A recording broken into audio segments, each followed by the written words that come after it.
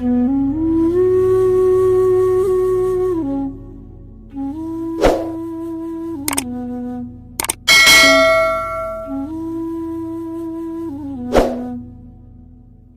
Food habit வந்து மாற்றணுமா? Food habits நான் குயிக்காக சொல்லிடுறேன். வெயிட் லாஸ்க்கு அல்லது ஃபிளெக்சிபிலிட்டிக்கு, உங்களுடைய மூடு செட்டிங்க்கு, இது எல்லாமே ஃபுட் வந்து கான்ட்ரிபியூட் பண்ணுது. ஸோ இது மூணுத்துக்குமே கான்ட்ரிபியூட் பண்ணுது. உங்க உடல் எடை பிளஸ் உங்களுடைய எமோஷன்ஸ் பிளஸ் உங்க பாடியோட ஃபிளெக்சிபிலிட்டி, இது மூணுத்துக்குமே கண்டிப்பா உணவு வந்து ஒரு கான்ட்ரிபியூட்டிங் ஃபேக்டரா இருக்கு. நான் பொதுவான ஒரு விஷயத்த சொல்லிக்கிறேன், கவனிச்சுக்கோங்க. நீங்க என்ன வேணா சாப்பிடுங்க, ஆனா ஒரு செக் பாயிண்ட் வைக்கிறேன். உங்க உடல் எதை ஏற்றுக்கொள்கிறதோ அதை நீங்கள் சாப்பிடலாம். உங்க உடல் ஏத்துக்கிறதுனா எப்படி யோசிப்பீங்க? இன்னைக்கு சாப்பிட்ட சாப்பாடு உடல்ல எந்த விதமான உபாதையும் இல்லாம, பெயின் இல்லாம, வயிறு வலி இல்லாம ஜீரணமாகுதா? அடுத்த நாள் உங்களுடைய மோஷன் கரெக்டா, எந்த விதமான சிரமம் இல்லாம போகுதா? வலி எதுவுமே இல்லாம இருக்கா? அவ்வளவுதாங்க. நீங்க சாப்பிட்ற சாப்பாடு எளிமையா உங்களுக்கு ஜீரணம் ஆயிட்டு, எந்த வித உபாதையும் இல்லாம ஜீரணமாகி, மற்ற அப்சர்ஷனும் சரி, வேஸ்ட் எக்ஸர்ஷனும் சரி, இது எல்லாமே சரியா நடந்தா அதுதான் உங்க உடம்புக்கு ஒத்து போற ஒரு உணவு. அது வெஜ்ஜா இருக்கட்டும், நான்வெஜ்ஜா இருக்கட்டும், what ever it is.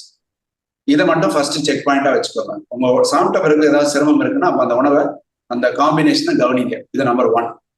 Number 2, நல்லா பசிக்குதான்னு பாருங்க. சாப்பிட்றதுக்கு முன்னாடி டைமுக்கு சாப்பிடணுன்றதுனால பசிக்காம சாப்பிடாதீங்க. ஓரளவுக்கு பசிக்கட்டும்.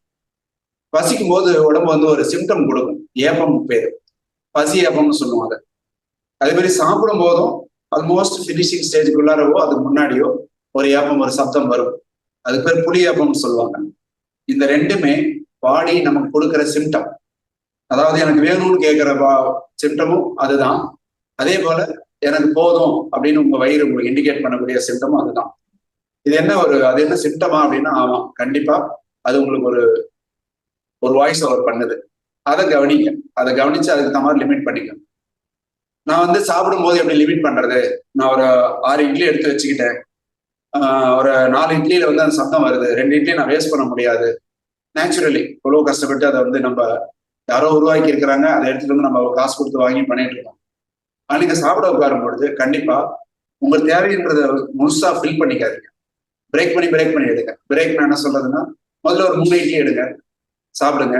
இன்னும் 1 இட்லியை ரீஃபில் பண்ணுங்க, சாப்பிடுங்க. அப்புறம் 1 இட்லி இப்படி எடுங்க. அப்படின்னா அவனா 6 இட்லியோட குவான்டிட்டியை கண்டிப்பா உள்ள போகாம 3, 4, 5, சப்போஸ் 5ல் அந்த சப்தம் வருதுன்னா இங்க ஆல்வேஸ் நிறுத்திக்கலாம். அந்த மாதிரி குவான்டிட்டியை நீங்க பிரேக் பண்ணி சாப்பிட்றது இன்னொரு கலாச்சாரம் இருக்கு. அது எனக்கு ஈடுபாடு இல்லை. நீங்க ஒரு வேளை சாப்பிட்றீங்க, 2 ஹவர்ஸ் கழிச்சு கொஞ்சம் சாப்பிடுங்க, 2 ஹவர்ஸ் கழிச்சு இன்னும் கொஞ்சம் சாப்பிடுங்க. இப்படின்னு பிரேக் பண்ணிக்கிட்டே கொடுத்துட்டே இருந்தீங்கன்னா என்ன ஆகும்? 24/7 நீங்க ஆல்மோஸ்ட் அந்த தூங்குற நேரம் போக மற்ற நேரம் எல்லாம் இந்த ஜீரண மண்டலத்துக்கு வேலை கொடுத்துக்கிட்டே இருக்கிறீங்க. எப்பதான் அது ரெஸ்ட் எடுக்கும்? ஸோ இந்த ஃபுட்டை வந்து ஒரு வேளை சாப்பாட்டை ஒரு 2-3 பிரிச்சு 2 மணி நேரத்துக்கு ஒரு முறை வந்து எடுத்துக்கிட்டே இருக்கிறதுன்னு ஒரு கலாச்சாரம் போயிட்டு. அது எனக்கு பர்சனலா அதுல வந்து ஈடுபாடு இல்லை. காரணம் என்னன்னா, நீங்க ஃபுட்டை கொடுத்த உடனே ஜீரணம் ஆரம்பிக்கும். அதெல்லாம் முடிச்சு கரெக்டா ஃபினிஷ் பண்ணும்போது இன்னும் அதுக்கு வேலை கொடுத்துருவீங்க, திரும்ப அதுக்கு வேலை கொடுத்துருவீங்க. இப்படி போகும்போது உங்களுக்கு ஓவர் ஸ்டெயின் தான் வரும். எனர்ஜி எப்போதும் செலவாகிட்டே தான் இருக்கும். எனக்கு வந்து அதுல பர்சனலா என்னுடைய ஒப்பீனியன், இட்ஸ் நாட் ஓகேன்னு தான் அர்த்தம். அதுக்கு பதிலா இந்த ஏப்பத்தை, பசி ஏப்பம், புளி ஏப்பம் கவனிச்சு கரெக்டா கொடுங்க. கொஞ்சம் நேரம் கொடுங்க. கண்டிப்பா நல்லபடியா ஜீரணமாகும், அப்சர்ப்ஷன் கரெக்டா நடக்கும், ஓய்வும் கொஞ்சம் கிடைக்கும், நம்ம உடலுக்கு கொஞ்சம் ஓய்வும் கிடைக்கும். இது அடுத்ததா நீங்க கொஞ்சம் நல்லா அரைச்சி சாப்பிடுங்க. இந்த உமிழ் நீர், நம்முடைய வாயில இருக்கக்கூடிய சலைவா உமிழ் நீர் வந்து உணவோட நல்லா கலக்கணும். அந்த அளவுக்கு நீங்க கொஞ்சம் அரைச்சு சாப்பிடணும். ஸோ நிதானமா அரைச்சு சாப்பிட்றத ஒரு பழக்கமா வச்சுக்கோங்க. நான் இதை வந்து சும்மா ஒரு சேயிங்காக சொல்றது, உணவை குடியுங்கள், தண்ணீரை அருந்துங்கள். தண்ணீரை நீங்க வந்து அருந்துங்கள்னா கொஞ்சம் வாயில வச்சு ஒரு அட்லீஸ்ட் ஒரு ஃபியூ செகண்ட்ஸ் கலக்கிற மாதிரி மெதுவா குடிங்க. அதனாலதான் சொல்லுவாங்க, அப்படின்னு நின்றுகிட்டே குடிக்காதீங்க தண்ணியை. அதே மாதிரி அப்படியே கடகடகன்னு குடிக்காதீங்க.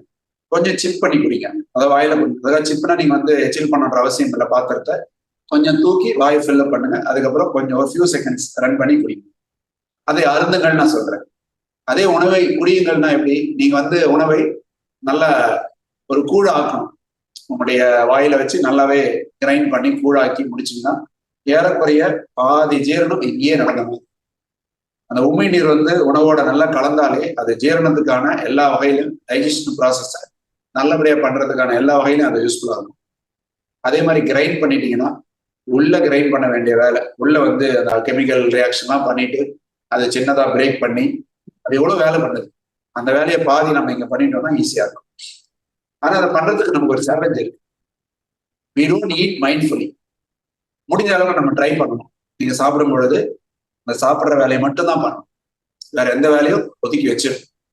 அப்ப என்ன ஆகும்? It's called mindful eating. நீங்க எதை தொடறீங்க, இந்த தொடு உணர்வோட, பார்க்கறதோட, டேஸ்டோட, திரும்ப நல்லா அரைக்கிறதோட அது பண்ணும் பொழுது அந்த எல்லா விதமான எனர்ஜியும் நமக்கு வந்து உள்ள கிடைக்க வாய்ப்பு இருக்கு, நிறைய வாய்ப்பு இருக்கு. அதனால அதை கவனிச்சு சாப்பிடுங்க. பிசினஸ் லஞ்சுக்கு உட்காந்து லஞ்சில் பிசினஸ் பேசுவாங்க பாருங்க, அதில் கூட எனக்கு ஈடுபாடு கிடையாது. இதெல்லாம் பர்சனல் ஒப்பீனியன். ஏன் பிசினஸ் லஞ்சில் வந்து அது சூட்டபிளா இருக்காது அப்படின்னா, நீங்க அங்க உட்காந்து பிசினஸ் பேசுனீங்கன்னா சேல் பண்ற ஒருத்தர் இவருக்கு எந்த அளவுக்கு அதிகமான வேலை சொல்லி விற்கலாம் அப்படின்னு பார்ப்பாரு, அல்லது எப்படி அவரை கன்வின்ஸ் பண்ற ஆர்டர் எடுக்கலாம் அப்படின்னு பார்ப்பாரு. அவர் என்ன பண்ணுவாரு, இவர் சேல் பண்ண வந்திருக்கிறாரு, இவர்கிட்ட எவ்வளவு விலையை குறைக்கலாம், எந்த அளவுக்கு நம்ம பெனிஃபிட் எடுத்துக்கலாம், இந்த ரெண்டு மோட்டிவ்லுமே தான் இவங்க இயங்கிட்டு இருப்பாங்க. சாப்பாடு இடையில போயிட்டு இருக்கும். யோசிச்சு பாருங்க அந்த சாப்பாடுடைய அந்த கதியை, அந்த சாப்பாடு நிலையை யோசிச்சு பாருங்க. உங்க உடம்புக்கு தேவையான சாப்பாடு நீங்க தொட்டும் பார்த்ததில்லை, ருசிச்சும் பார்த்ததில்லை, ரசிச்சும் பார்த்ததில்லை அப்படிங்கிற மாதிரி தான் இருக்கும். Because you are all dominant of your other business thinking. நம்ம வீட்டில் என்ன பண்ணுவோம், டிவி பார்த்துக்கிட்டோ இல்லை மொபைலை பார்த்துக்கிட்டோ இல்லை சும்மா ஏதாவது கதை பேசிக்கிட்டோ சாப்பிடும் பொழுது நல்லா இருக்கும், எல்லாம் கலந்து சந்தோஷமா இருக்கிற மாதிரி இருக்கும். ஆனா உணவுக்கும் உங்களுக்குமான அந்த சங்கிலி, அந்த தொடர்பு, அந்த எனர்ஜி கனெக்ட் மிஸ் ஆகும். முழுமையா மிஸ் ஆகுமான்னு தெரியாது, ஆனா கண்டிப்பா உங்களுக்கு அதுல வந்து முழு பலன் கிடைக்காம போறதுக்கான வாய்ப்பு நிறைய இருக்கு. ஐ திங்க் நான் யாரையும் கவர் பண்ணிட்டேன். இந்த வகையில பண்ணா கண்டிப்பா உங்களுக்கு வெயிட் லாஸ், வெயிட் கெயின் வந்து ரொம்ப ஆகாம வெயிட் லாஸ் பண்ணிக்க முடியும்.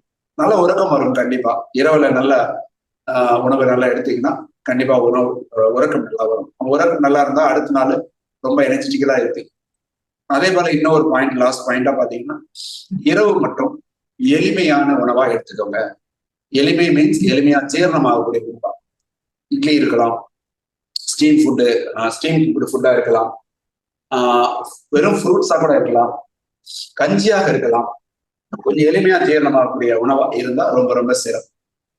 ஒரு 10 மணிக்கு தூங்குறீங்கன்னா ஒரு 7:30-8 மணி போல சாப்பிடுங்க. அட்லீஸ்ட் ஒரு 1.5 hours 2 hours கேப் இருந்தா ரொம்ப நல்லது. ஜீரணம் முடிஞ்சிருக்கணும், அது நல்லது. ஒரு வாரத்துல ஒரு நாளாவது அல்ல 2 நாளாவது ஒன்லி ஃப்ரூட்ஸ் மட்டும் எடுத்து பாருங்க. அந்தந்த சீசனுக்கு உங்களுக்கு எக்கனாமிக்கலாவும் இருக்கக்கூடிய ஃப்ரூட்டா எடுத்துக்கோங்க. பட் 2-3 ஃப்ரூட் நீங்க வந்து மிக்ஸ் பண்ணிக்கலாம். ஒரே ஃப்ரூட்டே அளவு எடுக்கணும்னு அவசியம் இல்லை. ஒரு சிலர் கான்செப்ட் எப்படி இருக்குன்னா, வெறும் ஃப்ரூட்ஸ் மட்டும் சாப்பிட்டா இடையில பசிக்கும் நைட்ல அப்படின்னு தோணும். ஆனா அது அல்ல. நீங்க திரும்பினே ஃப்ரூட்ஸ் ஒரு 4-5 ஃப்ரூட்டோட மிக்ஸ் எடுத்து சாப்பிடுங்க. நல்லா அரைச்சி சாப்பிட்டு, அரைச்சினா வாயில வச்சு சொல்றேன், அரைச்சி சாப்பிட்டு நீங்க தூங்க பாருங்க, கண்டிப்பா நல்லாவே இருக்கும். ஏன்னா எந்த அளவுக்கு நீங்க இரவுல உங்க ஜீரண மண்டலத்துக்கு ஓய்வு கொடுக்குறீங்களோ அந்த அளவுக்கு ரொம்ப ரொம்ப நல்லா இருக்கும். நமக்கு முன்னோர்கள்லாம் பாத்தீங்கன்னா 6 மணி சன் செட்டுக்கு முன்னாடியே சாப்பிட்ட பழக்கம் உள்ளவங்க தான். அவ்வளவு அளவுக்கு நம்ம முந்தி போக முடியாது, நம்முடைய வாழ்வியல் சூழல் மாறி போச்சு. அட்லீஸ்ட் இரவு தூங்க போறதுக்கு முன்னாடி ஒரு 2 hours முன்னாடியாவது உங்களுடைய ஜீரணம் ஆகிற மாதிரி சாப்பிட்டுருங்க. உடனே சொல்லுவாங்க, நான் 12 மணிக்கு தூங்குவேன், ஸோ 10 மணிக்கு சாப்பிடலாமா, நான் 2 மணி வரை நைட்ல விழிச்சிட்டுங்கன்னு ஹாப்பியா சொல்லுவாங்க. கிடையவே கிடையாது. நீங்க ஒரு 7:30 மணில இருந்து 10 மணிக்குள்ளார தூங்க வேண்டிய அவசியத்தில் இருக்கிறீங்க. ஏன் அப்படின்னா அந்த நேரத்துல தான் நம்முடைய மூளையில மெலட்டோனின் அப்படிங்கிற ஒரு கெமிக்கல் சுரப்பிலிருந்து கெமிக்கல் சுரக்குது. அந்த மெலட்டோனின் சுரப்பு தான் உங்களுடைய தூக்கத்துக்கான ஒரு பேசிக் என்வாயர்மெண்ட்டை உருவாக்கும். அந்த மெலட்டோனின் சுரக்கலைன்னா நீங்க தூங்க முடியாது. அந்த மெலட்டோனின் சுரக்கணும் அப்படின்னா உங்க லைட் சோர்ஸ் இருக்கக்கூடாது. உங்க லைட் வந்து உங்க மேல படக்கூடாது, டார்க்கா இருக்கும். யோசிச்சு பாருங்க, நம்ம கேட்ஜெட் யூஸ் பண்ணிட்டே இருந்தோம்னா லைட் சோர்ஸ் எப்பவுமே வந்துட்டே இருக்குது. ஸோ மெலட்டோனின் சுரக்காது, அப்போ தூக்கம் வராது. தூக்கம் வரலாம் என்ன பண்ணுவோம், திரும்ப கேட்ஜெட்டை பார்ப்போம், கேட்ஜெட்டை பார்த்தா தூக்கம் வராது. இப்படி ஓடிக்கிட்டே இருக்கும். ஒரு விசி சைக்கிள் சொல்லுவாங்க, இது அதனால அது எதனால கெட்டுது அப்படின்ற மாதிரி ரெண்டுமே மாறி மாறி வந்துகிட்டே இருக்கும். ஸோ உணவை கண்டிப்பாக ஒரு 10 மணிக்கு படுக்கிறத பழக்கமா வச்சுக்கோங்க. அட்லீஸ்ட் ஒரு 7:30-8 மணி போல சாப்பிட்டு பழகுங்க. ஐ திங்க் நான் ஓரளவுக்கு எல்லா பாயிண்ட்டும் கவர் பண்ணிட்டு நினைக்கிறேன். சுபம், உங்களுக்கு வேற ஏதாவது டவுட் இருக்குங்களா?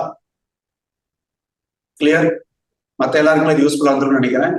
இதே விஷயம்தான் நீங்க ஃபாலோ பண்ணா வெயிட் லாஸ் பண்ணக்கூடியவங்களுக்கு உணவு முறையில பண்ணா, இப்ப நான் சொன்ன எல்லாத்தையும் நீங்க ஃபாலோ பண்ணீங்கன்னா கண்டிப்பா along with your asana or exercise or any form of physical activity, along with your good sleeping, along with your good stability of your mind, அதே போல மைண்ட் என்னன்னு சொல்றேன், சாப்பிடும் பொழுது பாசிட்டிவ் தாட்ஸோட ஒரு டென்ஷன் இல்லாம ரிலாக்ஸ்டா சாப்பிட பாருங்க. அது ரொம்ப ரொம்ப முக்கியம்.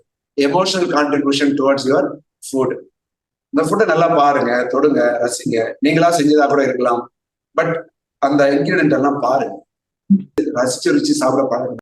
So I hope this is very useful. நாளைக்கு தொடர்ந்து 5வது செட்டும் பிளஸ் அதை தொடர்ந்து வேற ஒரு மெடிடேஷன் நம்ம நாளைக்கு கவர் பண்ணலாம். Thank you so much. Have a wonderful day.